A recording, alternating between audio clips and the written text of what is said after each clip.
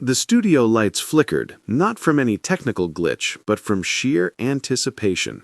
On the set of The Chase, the atmosphere was unusually electric. Even the ever-unshakable Mark Labbett, the Beast, seemed less composed than usual. A subtle twitch in his jaw, a hesitant glance at the scoreboard. He was nervous, and everyone in the studio could feel it. Earlier that morning, a cryptic update from ITV had spread through production like wildfire. Biggest win in Chase history may be on the cards today. Be ready. It wasn't meant for public ears, but Mark had overheard it in passing.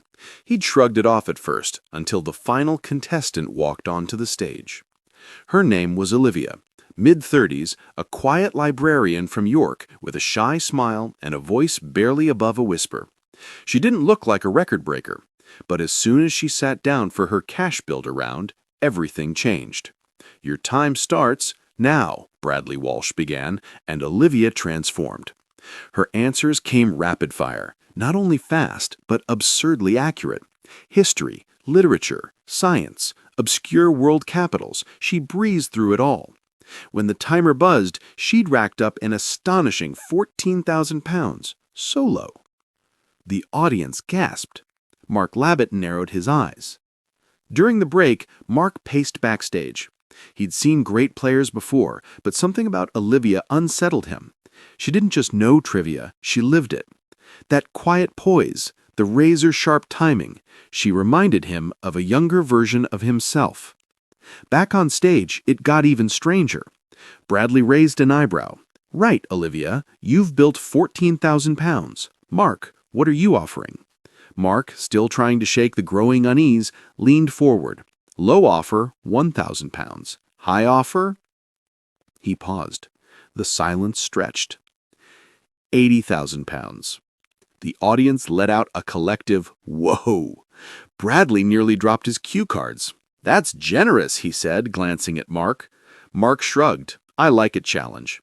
But the truth was, he was calling a bluff, betting Olivia wouldn't go high. But Olivia didn't flinch. "I'm going high," she said calmly. Even Bradley blinked. "Are you sure? I didn't come here to play it safe." The chase was on. And what a chase it was! Olivia moved with the elegance of a chess grandmaster, answering with quiet precision. Mark fired back, but cracks were forming. He flubbed a question about Shakespeare, then another on Olympic history. Sweat gathered beneath his collar. By the final round, the studio was breathless. Olivia stood alone, facing the Beast, with 80,000 pounds on the line. She set a target of 21, excellent for a solo player. Mark nodded respectfully, but now it was his turn. 2 correct answers, then 3. Then a stumble. "What is the capital of Bhutan?" Mark froze. The answer danced on the edge of his memory. "Kathmandu," he said quickly, too quickly. "Incorrect," said Bradley, trying not to grin. "It's Thimphu."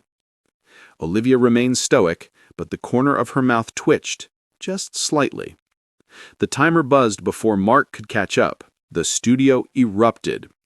Bradley laughed. "Olivia, you've just won 80,000 pounds."